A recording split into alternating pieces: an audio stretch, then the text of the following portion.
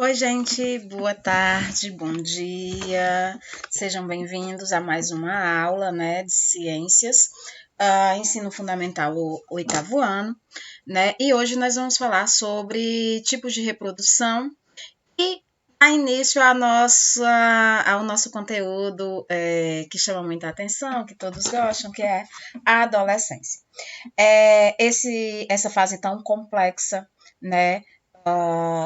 que todos nós, que nós mais velhos, ai meu Deus, já passamos e que vocês estão passando agora, Então vamos lá. Começando a falar sobre reprodução ou tipos de reprodução, Nós precisamos entender primeiro o que é reprodução. Então, reprodução é uma característica de todos os seres vivos passadas de pai para filhos, Ai, tia, não. Conheço uma vizinha que não pode ter filhos. Não pode ter filhos, então isso aí não é válido. Olha, gente, a gente está falando no contexto geral, tá? Nós não estamos falando em exceções. Então, assim, o normal, o natural é que todos os seres vivos, e eu não estou falando também somente de seres humanos não, tá, gente? Estou falando de plantas, animais, fungos, bactérias, protozoários, todos aqueles que estão inclusos naqueles 5 reinos, eles têm essa característica que é a reprodução, ok? Então, nós temos 2 tipos principais de reprodução. Nós temos a assexuada, que esse azinho aqui na ciência, ele quer dizer não, ele significa não, tá? Então, esse azinho aqui, ó, ele significa para a ciência não, então não sexo. Então, assexuada, não há a presença de sexo. Portanto, um único indivíduo, veja só aqui, ó, um único indivíduo, ele gera vários outros indivíduos, por diferentes tipos de reprodução assexuada. Já na reprodução sexuada, há a união de 2 células, a célula masculina e a célula feminina, então há essa união gerando um novo indivíduo, certo? Veja só, nós temos vários tipos de reprodução assexuada, mas nós vamos estudar 4 tipos. O primeiro tipo, é a divisão binária ou cisparidade. Então, quando é que ocorre? Em quem ocorre? Então, assexuada, como eu já falei, não há a presença do sexo, ok? Então, como é que ocorre essa reprodução? Primeiro, ela ocorre em seres unicelulares que têm uma única célula, muito bem. Então, como os protozoários e as bactérias. E um único indivíduo, veja só, tá aqui, ó. Então, o que foi que aconteceu aqui? Seu material genético aqui dentro, ó, se duplicou, ficou 2.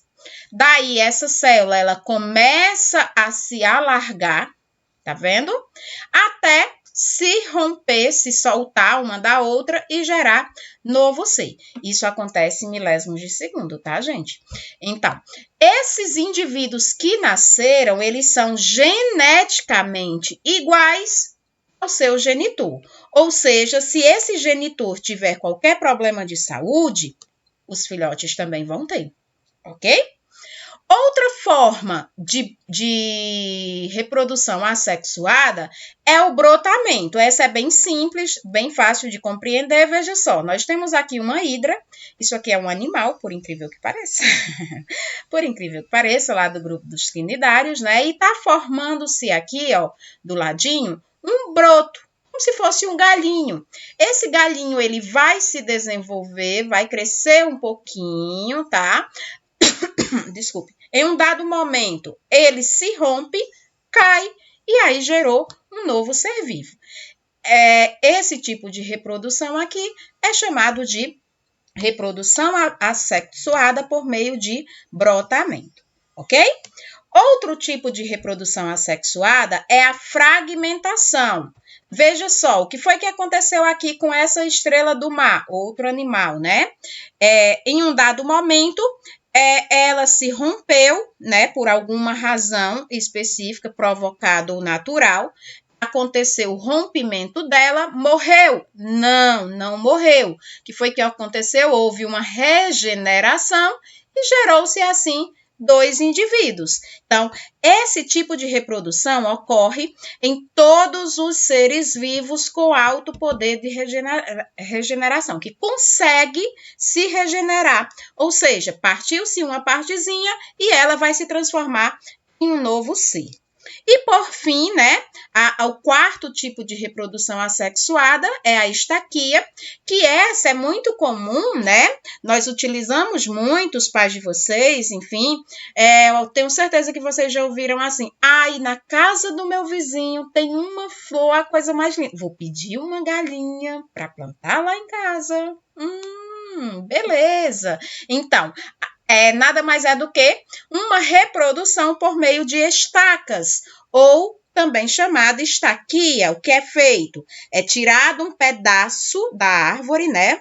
Do caule dessa árvore, acontece também com algumas folhas, tá? Algumas plantas através de folhas também, mas o mais comum é o caule, tá? Então, parte-se um pedacinho do caule, planta-se esse caule e gerou um novo ser. E isso é uma reprodução assexuada por meio de estacas ou a estaquia, ok? Já na reprodução sexuada, é necessário que haja o envolvimento de duas células, uma masculina e uma feminina, tá? Nos humanos, né, o espermatozoide e o óvulo se juntam por meio de uma relação sexual, onde ocorre a fecundação, formando uma única célula, e dessa única célula ela sofre sucessivas divisões até gerar um novo ser. E com o detalhe, esse novo ser que surge, ele tem características dos seus pais, mas não são iguais. Nenhum ser que nasce por meio da reprodução sexuada é igual aos seus genitores. Possui apenas características. E isso nós chamamos, nós dizemos que há uma variabilidade genética muito alta na reprodução sexuada, o que não ocorre na reprodução assexuada. Por quê? Porque na reprodução assexuada, os descendentes são exatamente iguais aos seus genitores, ok? Na reprodução sexuada, há apenas eles são apenas parecidos, herdam apenas características, tá? Então, geneticamente, os filhos são diferentes dos seus genitores, dos seus pais, tá? Isso é muito bom, é uma vantagem tremenda para os seres vivos que nascem por reprodução sexuada, porque aumenta as chances de indivíduos sobreviverem ou se adaptarem a condições ambientais diferentes, seja no frio, seja no quente, tá? Em ambientes quentes, ok? Então, na reprodução assexuada não há variabilidade genética, porque os indivíduos são exatamente iguais aos seus genitores, ok? E agora vamos dar início, né, a falar sobre a nossa reprodução, né, começando com a adolescência. Então, na infância, a única forma que se distingue o sexo masculino do sexo feminino é pelos órgãos genitais, né? É a única forma. Então, os bebês estão de fralda, você muitas das vezes, é menino ou menina? Só se tiver o brinquinho, né, que a gente difere um pouco. Quando vai crescendo, né, aí logicamente vai se modificando, mas isso acontece mais ou menos lá para os 8 anos, 9 anos, enfim. Isso varia de adolescente, de criança para criança, de adolescente para adolescente, não é algo estático, comum para todos acontecem na mesma idade, não. Nem nos meninos e nem nas meninas, ok? Então, tem a infância, nasceu, tá lá na infância, criança. A partir de um dado momento, começa a ocorrer a interferência de hormônios e esses hormônios propiciam o amadurecimento dos órgãos genitais, né, do indivíduo, proporcionando a eles a possibilidade de gerar uma nova vida. E isso é o que nós chamamos de puberdade, ou seja, puberdade é quando o indivíduo se torna capaz de gerar uma nova vida. Já a adolescência é uma etapa, é todo um período, né, que vai do finalzinho da infância até o início da fase adulta. Então, na adolescência, as transformações são muito intensas, né? Muito intensas, muito. Então, há um crescimento acentuado, há uma mudança no corpo, há uma mudança também no psicológico, ok? Então, a diferença entre puberdade e adolescência. Puberdade é aquele momento exato em que o indivíduo pode gerar uma vida, começa a gerar uma vida, pode gerar uma vida. A adolescência vai da infância, do finalzinho da infância ao início da fase adulta, ok? Então, como é que ocorrem essas transformações? Essas transformações, elas são comandadas por hormônios, certo? Tanto nos meninos quanto nas meninas. Nos meninos, o hormônio responsável pelas transformações, pelo aparecimento dos caracteres secundários. Quem são os caracteres secundários, tia? Que nome estranho.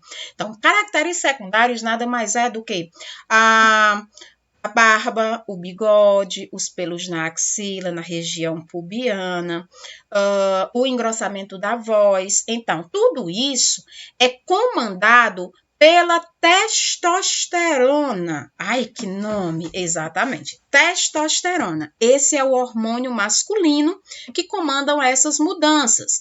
Esse hormônio é produzido nos testículos, que é o que chamamos popularmente de ovo. Já nas meninas, essas mudanças que ocorrem, elas são comandadas por 2 hormônios. Nós somos mais complexas, né, meninas? Que é o estrógeno e a progesterona. E eles são produzidos nos ovários. Então, nos meninos, testosterona, produzido nos testículos. As meninas, o estrógeno e a progesterona, produzido nos ovários, ok? Que mudanças são essas? Esses hormônios transformam o quê?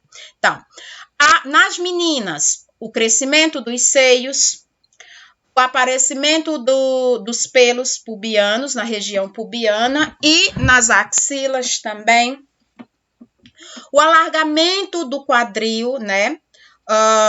A forma mais arredondada, o corpo ganha forma, né?